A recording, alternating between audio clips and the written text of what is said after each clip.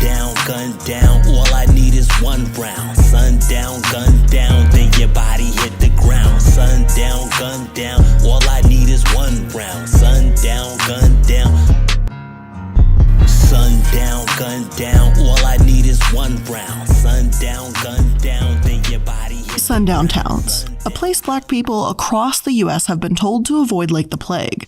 Don't let the sun set on your back here, or else who knows what can happen. Some would rather pretend that they don't exist, burning and destroying evidence that these places thrive to begin with, while others can never forget the atrocities committed after dark. All right, Potts, you can stop now and go hit the showers, Coach Jameson said sternly as the skinny freshman, drenched in sweat, stopped jogging around the Hughes gym, bending over in exhaustion with his hands on his knees, gasping for air. You're one of my best point guards, but if you keep getting into trouble, I'm going to stop making you run laps and just let you go. The barrel-chested former college football standout finished before heading towards his office.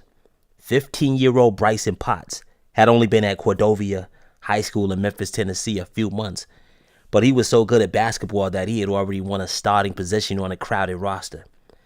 All of his friends and family felt that he could easily make it into the NBA, but he continuously jeopardized that opportunity by getting into trouble in the streets. Like most other teenagers that listen to trap and drill rap music, which focused on murder, sex, and money, the allure of the streets lifestyle captured his attention more than possibly becoming the next Kyrie Irving or Devin Booker.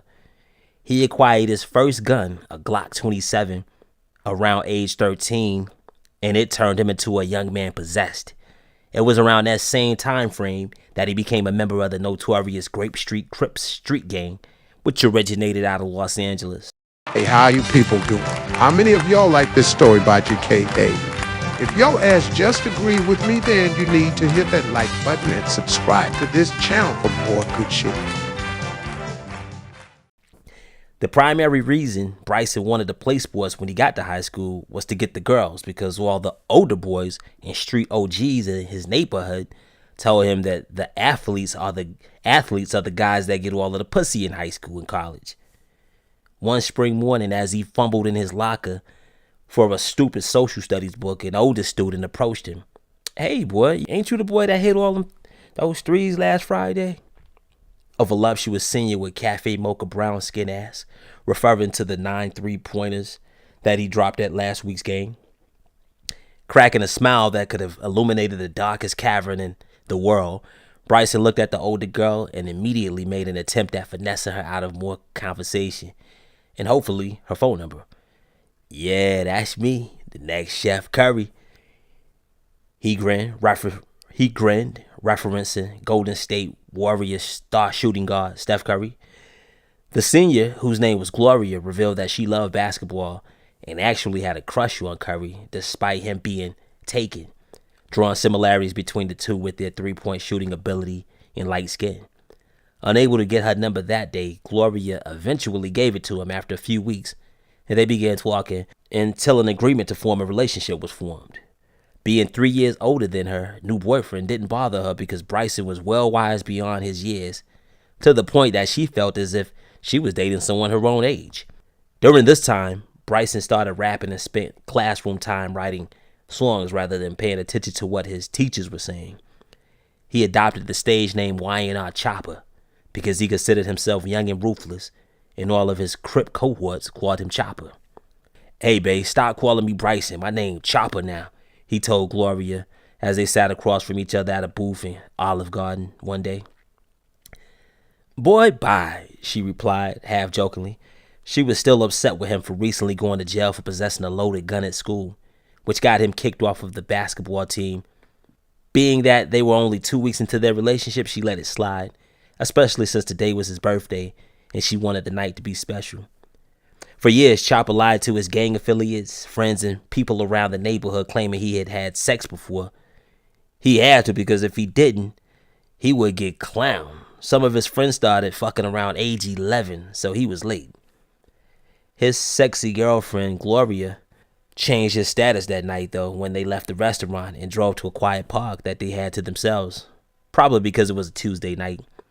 "Finally, I'm about to get some," he excitedly said in his mind as Gloria unzipped his jeans, and pulled the prize out of the pothole. As she leaned over her Nissan Altima center console, making his semen-hard penis vanish into her mouth, he spit on 2 of his fingers and slid them up in her from the back, just like he saw a guy do in a Pornhub video. Not wanting sticky human mayonnaise in the mouth, Gloria stopped sucking his pole after a few minutes, then positioned herself on top of him, hiking up her skirt, which revealed that she was pantyless. As she pumped up and down on top of him, Choppa squeezed his right hand's thumb into her rectum and twisted it like a corkscrew until he felt himself gushing inside of her, as if he was a fireman with a huge hose, attempting to put a fire out inside of her crotch. "Damn, I love you, bae," he mumbled, marveling at how good real sex felt. After smoking a backwood, they went another round before heading home, and Bryson was in bliss. Choppa's music career was blossoming with the release of his second mixtape, and he even tried to get Gloria to start rapping, but she was more focused on graduating in a few days and going on to college or nursing school. After she finally left school and subsequently the town, their relationship started to fade away due to lack of communication. He was still in love with her and begged her not to leave Memphis, but she was an ambitious young woman and saw that his gang affiliation and the trouble he constantly got into wasn't something she wanted in that next chapter in her life. The heartbreak affected him so much that he decided to change his rap name from NLE Choppa to NLE Choppa, which stood for No Love Entertainment. By the year 2019, he solidified his success with the platinum single Shot to Flow and kept rising to the top of the Billboard charts. One afternoon, while lounging in his big house in the Memphis suburbs, he received a call from his manager/mother, who informed him of a call she got from Southern rap music mogul Jay Prince, whom requested that he come down to Houston and perform for him and his sons during his birthday celebration on Halloween night. The slow talking executive also mentioned that they wanted to celebrate his birthday as well, being that it was the following day, November the 1st. "Hell no, mama, that's them niggas that got Takeoff killed." Then his bitch ass son walked over his dead body, Choppa said animatedly as he stood in his vast kitchen preparing himself a vegan chicken wrap. After a few minutes of filling him in on the other details of the request, he finally agreed to perform, but he emphasized that he was leaving as soon as it was over with and wasn't going to celebrate with the Prince family. It's not every day that a rapper makes $250K just to perform 5 of his songs. Jay Prince's second oldest son really loved NLE's music and begged his dad to set up their performance. This upcoming birthday would mark a year since the Migos' Takeoff perished at the hands of a stray bullet that wasn't meant for him, and NLE didn't intend to be the next rapper to die in Houston, so he hired a professional security guard to accompany him on the 9-hour drive from Memphis to Houston, not wanting to fly due to anxiety and queasiness he felt when on a plane. "Hey, slow the fuck down, bro," Bryson shouted out to one of his best friends and fellow Crep member, Anthony, who went by the street name Stick Boy due to his preference for large military-style assault rifles. "Got me spilling my drink and shit, nigga," Bryson mumbled while sipping a protein shake he had just blended in a plush Sprinter van's kitchenette.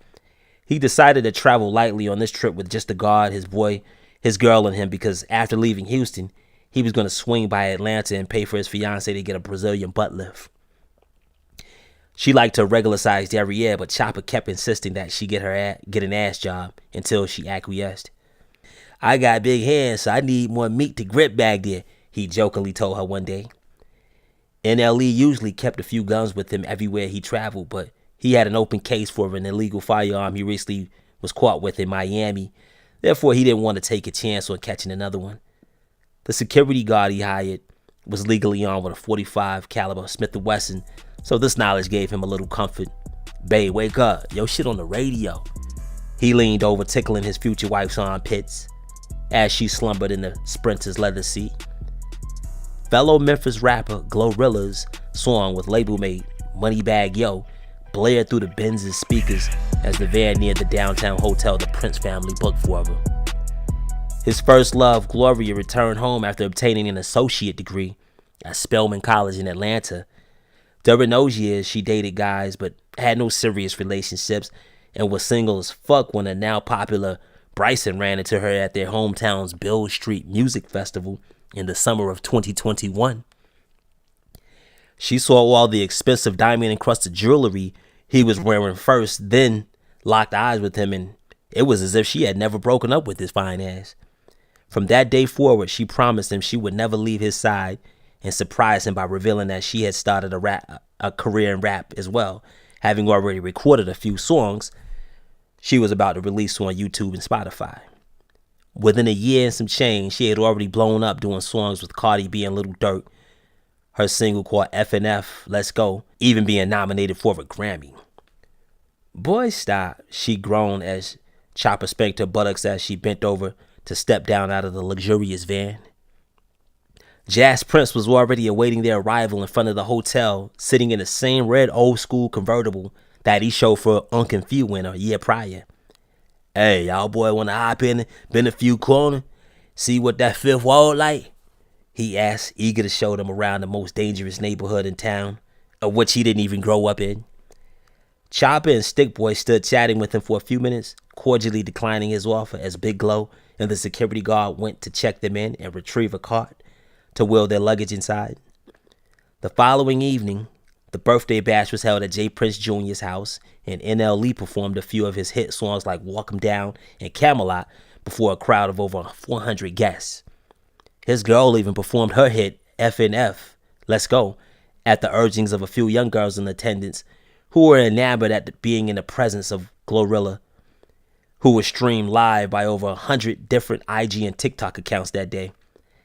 After their performances, the Lovebirds grabbed a few plates of catered food off of the long-clothed tables in the younger prince's vast backyard, but declined an invitation to take part in a basketball game that was going on amongst some of their street friends on the side of the big house. Nigga, I heard you could have went pro if you would have stuck to it, J. Prince Jr. muttered in his sleepy voice, giving NLE the impression that he probably said the same bullshit to Quavo a year ago. Y'all Memphis nigga want to shoot some dice there? A sketchy-looking 20-something walked over and asked NLE and his boy, tattoos covering his face and hands. Choppa felt the urgency to get the hell out of there, so he formed a lie, claiming one of his Crip affiliates was killed last night and he had to get back up to Memphis ASAP. Bro, them fuck niggas was really trying to line me up. He laughed as Stick Boy maneuvered the Sprinter into the busy I-10 freeway, leaving Houston in their rear view.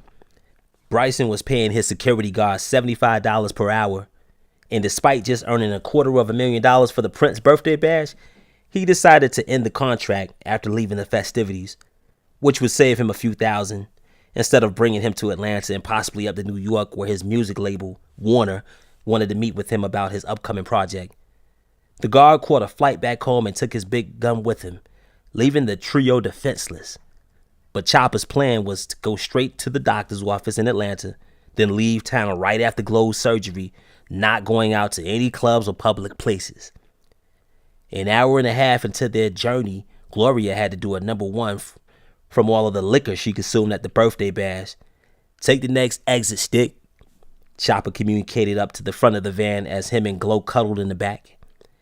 Stick Boy informed him that he had passed a decent-sized city about a half an hour ago, referring to the town of Beaumont, but it looks like there's nothing now except small hick towns. Choppa grumbled at him until he saw a green highway sign in the near distance, Vida 1 mile. It read, and Stick Boy decided to take that exit, hoping the nearest gas station was open 24 hours, being that it was midnight and most country-ass small towns closed early. To their luck, there was a Shell gas station with its lights on less than 4 miles from the I-10 exit ramp. This town looked racist as fuck, Glorilla complained as she hopped out of the van, fast walking to the store, mentioning all the Confederate flags and Trump 2024 signs she noticed on people's front lawns as they passed by. As her man trailed her into the store, the disheveled-looking old white guy with a snarl on his face stared at them with menacing eyes as he stood behind the counter. Don't you people see that the sun is down? His creaky voice filled the room as Gloria asked him where the bathroom was. No restrooms here for your kind, lady. You people had better go while you still have a chance. The old man wiped oozing snot from his nose onto his flannel shirt sleeve as he shuffled his ancient legs from behind the counter. Choppa tried to wrestle out of the state of highness he was floating on from the good weed that the Prince brothers smoked with him earlier, and punched the old man right in his nose, cracking his bone like a pit bull, chewing on his owner's discarded pieces of chicken wings. "Cracker, don't you ever talk to my girl like that." He finished standing over the grump who had fallen to the ground moaning in pain as his nose leaked blood and mucus all over the floor. Glorilla found the bathroom and hurriedly drained her bladder so they could escape the crime scene, and as her and Choppa rushed back to the Mercedes yelling for Stickboy to crank it up and go, they saw the geezer mumbling on the store's landline phone to someone about the incident. As Stickboy floored the van back towards the entrance ramp to the freeway, a police siren could be heard in the near distance, closing in, making those 4 miles to I-10 feel like 400 miles. "Damn, what the fuck you do, Choppa?" Stickboy asked as Bryson and Gloria filled him in on the incident. Less than 1.5 miles from the ramp, the officer and a late model Impala closed in on them and began opening fire at the van's tires. "What the fuck is wrong with that cop?" Stickboy yelled as he tried to outmaneuver the shots by swerving from side to side on the two-lane road. The officer's 4th shot struck the rear driver's side tire, causing Stick to lose control and crash the van into a stand of trees. "Hey, my nigga, run!" he shouted as he bailed out of the damaged Benz, darting into the woods, making his escape, thinking Choppa and Gloria was right behind him. The lovebirds weren't as fortunate and remained unconscious in the blemished Benz, having been knocked out cold when their heads hit the roof as the van hopped the ditch and struck the trees. An average-sized individual with a belly swollen from daily beer drinking barked orders in his cable guy voice for his deputy to pull the suspects from the wreckage and put them in the back of their squad car. Afterward, he pilfered everything of value from inside of the Sprinter, even unscrewing the microwave from the kitchenette's granite countertop, before arranging for a local towing service to dump the vehicle in a nearby lake on the outskirts of town. "Rise and shine, niggers," the beer-bellied bandit said sternly as he spat smelly saliva on both of his grubby palms, and open hands slapped them across their faces as they sat in folding metal chairs in the town jail's holding cell. "On grape, I'm gonna fuck you up when I get out of here, Cracker," NLE shouted, quickly scrutinizing the room, realizing where he was at and what had happened. "Stickboy must have gotten away. That's good, cause he gonna go get the gang," the platinum-selling rapper thought to himself as he eyed his bride with worry. Gloria had a huge knot on her forehead from being knocked unconscious, and she looked fatigued. "I'ma get us out of here, babe, don't worry." He leaned over and kissed her pretty lips before directing his focus on the fat-bellied sheriff and his goofy-looking deputy whose clothes were all droopy and didn't fit him properly. "Hey, Cracker, I want to make my motherfucking phone call, so let me out of these cuffs, bitch," Bryson yelled at Sheriff Cletus Earl Anderson as his deputy named Wilbur giggled at the demand. "You look here, nigger."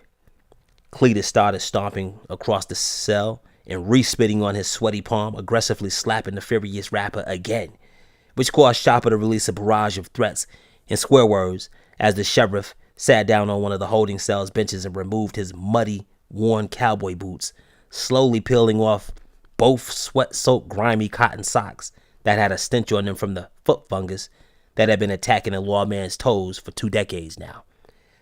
"Hold that nigger's head back, Wilbur," the sheriff ordered as he began stuffing the dirty, stained socks into NLE's mouth, causing Gloria to start yelling for the madness to end. "You look here, nigger." Cletus turned to her and harshly grabbed her mouth with his smelly hand. "You better shut up before I stick something in your nigger mouth, and it ain't gonna be a white sock," he finished as Wilbur giggly blurted out, "Yeah, it's gonna be his white cock," ending those words with an annoyingly weird laughter until his boss told him to shut the fuck up. "Now, apparently you niggers don't know where you're at, so let me inform you," Cletus spoke, pulling out a canister of chewing tobacco. The racist sheriff explained to the 2 Tennessee rap titans that they stumbled into Vida, Texas, which happens to be a sundown town and was once the headquarters for the Ku Klux Klan. After nodding their heads from left to right as to whether they knew what a sundown town is, Cletus took out his phone and Googled the words before holding it in front of them, letting them read the Wikipedia article. "So you see," he said, returning to the cell after going into his office for what should have been a fresh pair of socks, sitting back down on the bench and putting on a pair that looked worse than the ones he'd just taken off. "Out of all the sundown towns you niggers could have stumbled upon, you might have picked the worst one." He chuckled, packing a glob of tobacco into his bottom lip. The crooked sheriff continued talking, further informing the drain couple that there would be a trial for them in a few days by the townspeople for assaulting the gas station employee who just so happened to be Cletus's 82-year-old father. After a few more details of what they had in store for them, the sheriff and his goofy sidekick locked up the station and headed home, putting Big Low and Choppa in separate holding cells with a bottle of water and an apple for their food supply. "Nigga, that's on Crip," Stick Boy, whose real name was Adrian Brown, yelled into his iPhone 14 Pro Max at one of the leaders of the infamous Grape Street Crips gang, who dominated his hometown of Memphis. The fleeing driver managed to escape the area of the crash and make his way back to the freeway, where he hitched a ride from a truck driver to the next largest town, which was Lake Charles, Louisiana. "Crooked ass cops kidnapped my boy, so y'all niggas need to go load up and then come through this bit and air it out ASAP," Adrian yelled into his phone's mouthpiece as he paced around his hotel room in frustration as the leader of his gang assessed the situation and immediately agreed afterward. An outfit of Memphis Grape Street Crips hopped in their cars and began a journey to Vida, Texas, by way of Lake Charles to collect Stick Boy, strapped with AR-15s, Glocks, and AK-47s. "Bae, you alright?" NLE said as he awakened to a headache from remembrance of last night's events. Gloria assured him that she was okay, but visibly frightened about what occurred during the past 12 hours. Around noon, Sheriff Cletus and Deputy Wilbur burst through the jail's front door with happy strides in their steps. "You niggers still alive?" he asked, already knowing the answer to his question, thanks to a nanny cam set up in the room the night before. "Me and the missus did a little background check on you, boy," the sheriff spoke as he placed wrinkled brown bags filled with bologna sandwiches and moldy oranges in the flaps of each prisoner's cell. "Seems as if we done nabbed ourselves one of them rapper niggers, Wilbur." He chuckled as he turned on Choppa's iPhone, swiping until he came to the Chase Bank app's icon. "Oh yeah, Sheriff? You mean that shit they call music, where the person is talking over an instrumental?" the wiry deputy asked mockingly. Moments later, a big man with snow-white hair and a matching goatee sauntered into the police station. "Where are them niggers at, Cletus?" he barked as he looked over at Gloria and Bryson as they sat on the thin mattresses on their cells' beds. "Hey, boy, why you sock old man Jeffro in the face like that last night? Nigger, you crazy? Don't you know we gonna have to string you up for that?" He laughed, informing NLE that he was an imperial wizard with the White Knights of the Klan's Texas chapter and didn't like black people wandering through his town. Choppa and Gloria, both in their 20s, heard about the KKK, slavery, and racial stuff like that, but the severity of their troubles hadn't sunk in yet. "Now wait a minute, Jasper." Cletus strolled over and placed a grubby hand on the Klansman's shoulder. "You ain't touching that nigger till I get his Chase password from him. And you know we gotta give these niggers a trial before we do all that shit, so stop it." He finished, steering Jasper away from the cells. Gloria just lay in bed silently weeping, not understanding how they would get out of this fucked up situation. She was raised in some rough parts of Memphis and could truly say she is about that life, but this ordeal just sucked the toughness out of her. NLE spent the rest of that day praying to God for comfort and support as the sheriff continued to allow various townspeople to stop by the jail and stare at him and his fiancée like zoo animals, laughing as they made nigger jokes. "What's the difference between a nigger and a snow tire? A snow tire doesn't sing when you put chains on it." "How do you get a nigger out of a tree? You cut the rope, dummy." "What did the Alabama sheriff call the nigger who had been shot 67 times? Worst case of suicide he'd ever seen." "Why don't niggers take aspirin? They refuse to pick the cotton out of the bottle." Before locking up that night, Cletus shared the news that the town had decided to have their trials tomorrow afternoon, so they had better get prepared for court as best they could.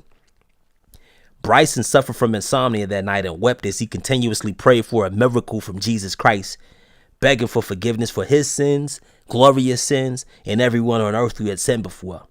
He was still silently praying in his head when the sheriff and his deputy came to retrieve him in Glow the next day, having paced his cell doing push-ups and praying the past 12 hours straight. All right, niggers, Judgment Day, Cletus chirped as he sipped black coffee, watching Wilbur handcuff the prisoners for escort out into the town square. Downtown Vida, if it could be called that, had a pavilion in the center of town that could be considered a nigger auction block if you looked at it that way. Above the pavilion stage, 2 noose ropes dangled down to reaching distance, and NLE Choppa was positioned into the first one, the thick noose loop placed over his head and around his neck. Close to 1,300 townspeople stood around the structure as Cletus, who took off his policeman hat and put on his judge's robe, said, "These 2 niggers had the audacity to come to our town and assault my pappy during a robbery attempt." He began, spreading lies on his prisoners, who looked petrified as 1,000 angry faces stared at them venomously. As Cletus continued another half hour with the kangaroo court, bringing in his bandaged dad for testimony, the session ended with everyone voting to condemn the defendants by hanging. A handcuffed Big Glow watched in horror from the side of the stage as her man was about to be lynched. "Hey, boy, you give up that password and I'll commute your sentence. It's time served," Cletus whispered into Choppa's ear as he placed his hand on the lever that would drop the wooden square out from under his feet, causing him to fall into thin air, hanging by his neck from the tightrope. "Man, fuck you, crack. I'll see you in hell," a defeated yet defiant NLE uttered as Cletus called him a dumb nigga before yanking the switch down, causing the rapper's body to drop downward as he began suffering from the lynching, his body dangling in the thin air. As Cletus smirked in sheer enjoyment, watching Bryson squirm as he struggled to fight death, a round from an AK-47 Draco entered his left eye, followed by 7 more rounds that shattered his head and body like a watermelon exploding. Next, hundreds of shots rang out as the Grape Street Crips appeared behind the large crowd, seamlessly executing everyone in sight. Arriving in 5 Enterprise rental passenger vans, nearly 60 gangbangers mowed down the crowd of racist pieces of shit as Stick Boy rushed to the stage, grabbing his friend and noose from around his neck seconds before he died. "Grape Street in this bitch, man. Y'all crackers dead," one gangster yelled as he aimed his Glock at Deputy Wilbur, squeezing the trigger 12 times, making the deputy do the death dance before dropping lifelessly to the dusty ground below. Over the next hour or so, the Memphis Crips executed 3/4 of the Sundown town, looted its stores, and confiscated hundreds of thousands of dollars from the local bank before departing. On the drive back home, a refreshed NLE Choppa thanked his gang for rescuing him and held his queen tight as they snuggled in the rear seat of one of the rental vans, barely believing they made it out alive. "Oh, Officer Roscoe, keep your hands where I can see them. You know why I pulled you over today?" "No, sir, I'm Shut up, I'm talking, okay? I pulled you over because you were sitting there flashing lights at people and let them know I was in the woods hiding." "No, I didn't." "I told you shut up, goddammit, I'm talking. How would you like it if I called Popeyes and told them there's a car full of them and they're coming up there to steal all your damn chicken? You know my wife, she cheated on me and I've been waiting all day to beat someone's ass, so go ahead and step out the car." "I said go ahead and step out the goddamn car, I ain't got all damn day." "Officer Roscoe to dispatch, we got a crispy one in custody."